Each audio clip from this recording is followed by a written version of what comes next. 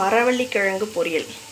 Oil விட்டு கடுகு, உளுத்தம்பருப்பு ப்ளஸ் கொஞ்சம் ஜீரகம், கொஞ்சம் கடலைப்பருப்பு, வெங்காயம், பச்சை மிளகாய். உங்களுக்கு பச்சை மிளகாய் ஃப்ளேவர் பிடிச்சிருந்தா பச்சை மிளகாய் ஆட் பண்ணிக்கலாம், இல்லைன்னா வரமிளகாய் ஆட் பண்ணிக்கலாம்.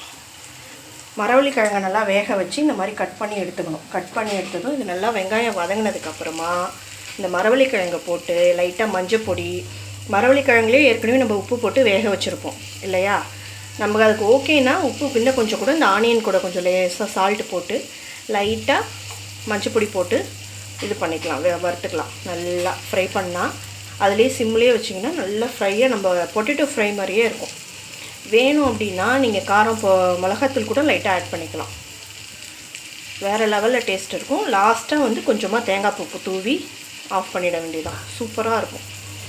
மரவள்ளிக்கிழங்கு பிடிக்கலன்னு சொல்கிறவங்களுக்கு கூட இந்த மாதிரி பண்ணி கொடுத்தீங்கன்னா வேறு லெவலில் சாப்பிடுவாங்க.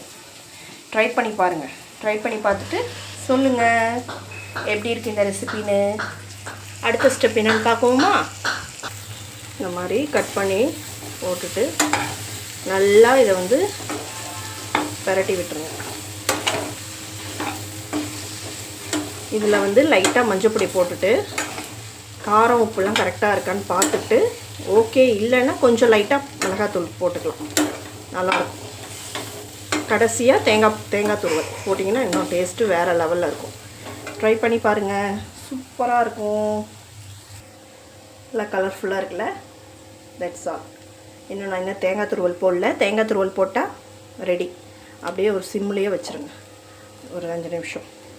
ஏன்னா அந்த ஸ்மெல்லு மஞ்சள் பொடி ஸ்மெல் அடிக்கும் இல்லையா, அதுக்காக கொஞ்சம் அப்படியே வச்சுட்டா ரெடி ஆகிடும். வேறு லெவல் டேஸ்ட். எப்படி இருக்குது தேங்காய் பூலாம் போட்டதுக்கப்புறம்? சூப்பராக இருக்குல்ல. ட்ரை பண்ணி பாருங்கள். ஒயிட் ரைஸ் வச்சாச்சு, மரவள்ளிக்கிழங்கு, கொண்டக்கடலை குருமா. Today lunch ready.